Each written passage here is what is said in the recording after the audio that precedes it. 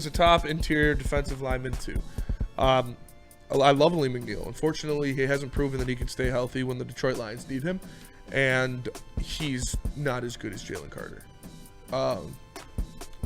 But I love Lee McNeil and need him to come back. If this Lions team wants to win the Super Bowl, Lee McNeil's going to have to play and play well. And I think he will when he's healthy. He was playing great last year. Unfortunately, he tore his ACL. We need those guys to stay healthy. I also would say something like he didn't record a single tackle or half a tackle, whatever. I don't know if you're familiar with the defensive tackle position. At times, your job is to be a disruptor more than a contributor statistically on the stat sheet. An example, perfect example, DJ Reader, right? DJ Reader, highly regarded across the NFL. You go look at the stats, nothing really is going to blow you away. What he does great is disrupt plays and create opportunities for other players. Moves the quarterback out of the pocket. That's what defensive tackle's job is to do. I'm not gonna. Yeah, and there's we can't bitch about it. He's on the Eagles. That's it. It's over. He's never coming here. He's not going to be here. Sure wish he was, but I do like the guys we got as well. But I think it is widely recognized that the defensive line is the worst position group on the Detroit Lions team. So, and that's not saying a lot because it's a very good roster. But you need to add him, and it's still a very good group. But you just gotta shirt up. You want to Super Bowl. There's a difference between being we're not saying they're terrible or bums, but we're not playing to be cute anymore. We're playing to win Super Bowls, and to win Super Bowls, you need elite units. And the defensive line is one of the most important, probably the second most important unit in football. So you need to have an elite defensive line if you want to win a Super Bowl. And right now, the Detroit Lions don't have an elite defensive line. And that's why, with the second-round pick at number 60, the Detroit Lions select Norman Lott. A guy that's a little bit of a tweener, can play inside, can play outside. He's 6'2", 315. I think what you like about him, or what Brad would like about him, the way they would use him is the same way I just explained how defensive tackles are used, is to collapse the pocket and cause destruction. If you want the other one up there, you don't have to actually. I keep going. He played Tennessee alongside James Pierce Jr., very familiar with his game. Just another piece you throw in there, and Brad likes the versatility. We talk about it all the time, especially a situation where you watch 22-year players go down to injury. I think this guy fits. The mock draft felt to me kind of funky. I didn't really love anybody that was there for the taking at 60, so I took Norman Lott because I feel like he could be just as successful as a defensive tackle as he could spare you at edge sometimes. He's kind of like a Levi Onwuzurike, I guess, if you guys were to take it in perspective like that. In the third round. Real quick. Yes, sir. What Levi was supposed to be or what Levi is right now? What Levi was supposed to be. Okay. Yep. All right. Yep. I'm in. And honestly, I think Levi probably would have had a better season had Hudge stayed healthy, had Davenport stayed healthy. I agree. But, I'm very curious to see what kind of year Levi Onwuzurike has. It's just a one-year deal, so we draft Norman Lott. In round 3, with your compensative pick, whatever word you want to use for that one, Kyle Williams. This is your guy. This is my guy. This guy's a stud out of Washington State. Big body guy, long body guy. Yeah, I mean, what do they know? Yeah. Come on now. They probably had Marvin Harris Jr., number 1 pick. Letter grades don't mean much. Letter grades in the PFF mock drafts don't mean much. This kid is a phenomenal route runner. He's got great hips. You look at that in terms of just be able to direct your motion when you're looking at DB. Your upper body stays straight, but you start turning this way. And he's got the speed too, a longer body. I think the weakness about him that they're talking about was the hands, which, but I don't think that ever deters him from drafting a wide receiver. Jameson Williams didn't have the best hands to begin his career. And obviously, you saw it get better throughout his time here. Round number 4, I grabbed Savion Jones, a 6'4" guy out of LSU. I think he can have great bursts. I think he's very, very raw at the defensive end position. But put him in there with Casey Rogers.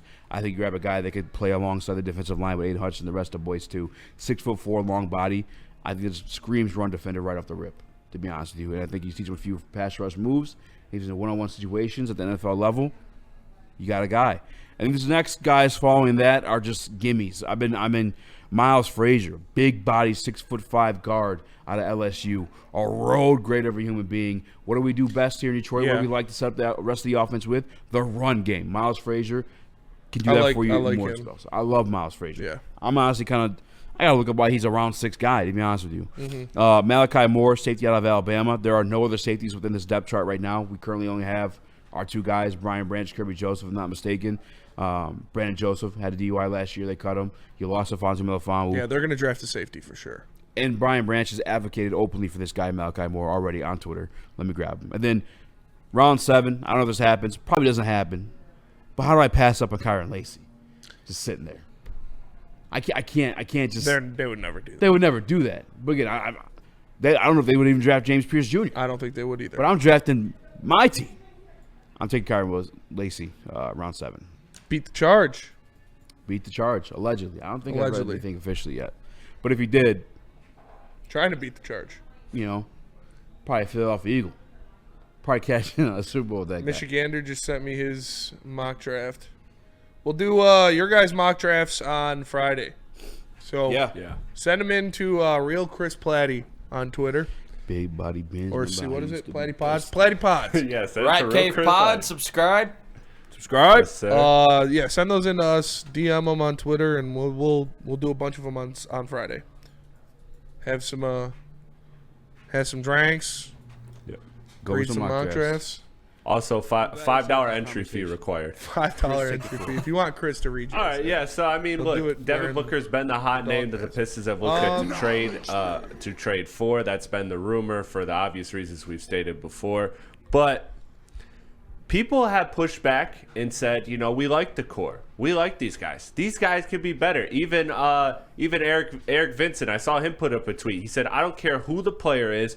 I am not breaking up Cade and Ivy yet. This has the potential to be special. So, while we were on air here, I did a little digging and looked up some numbers. And so here are their first 3 seasons. This is where Jaden Ivey and Devin Booker stand in their first 3 seasons. So, you can see that the numbers are kind of similar. Obviously, more games played for Devin Booker given the injury.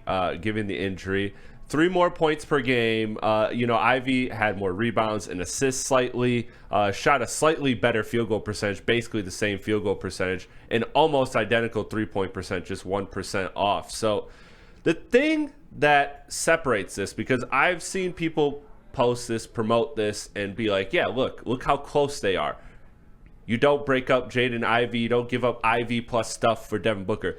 But this puts a severe lack of context into the Devin Booker stats. Devin Booker averaged 13.8 points per game. Every season since then, he jumped to 22 the following season and has been 22 or higher. So it shows that there was a big jump from Devin Booker, that he was basically almost immediately him. And you know what else he did in his second season? He scored 70 fucking points. Like, this guy is a different level than Jaden Ivey. I think Jaden Ivey is a good player. I think Jaden Ivey can be successful next to Cade Cunningham.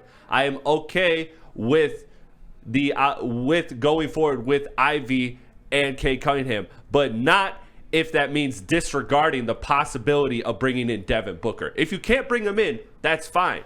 Again, it doesn't even have to be a Devin Booker specific conversation, but since we want to make it that one, let's make it that one, and let's show you that the numbers, Devin Booker was a much better player, much quicker, faster than Jaden Ivey by himself in Phoenix. So I think that when you look at this in totality, Devin Booker's status, his points, maybe only 3 points per game higher in the first 3 seasons, but in reality, he jumped to a 20-plus per game scorer year 2.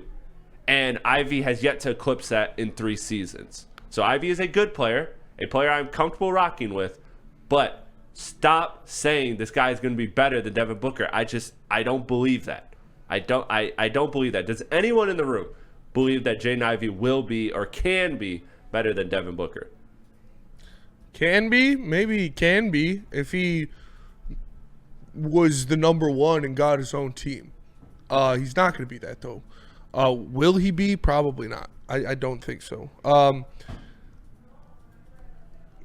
Ivy's potential is insane. It is there, and he was looking really good this year when it came to shooting the ball, and he was playing better defense. Devin Booker is more solidified as a shooter. He's a bigger guy. He has finals experience. I don't like.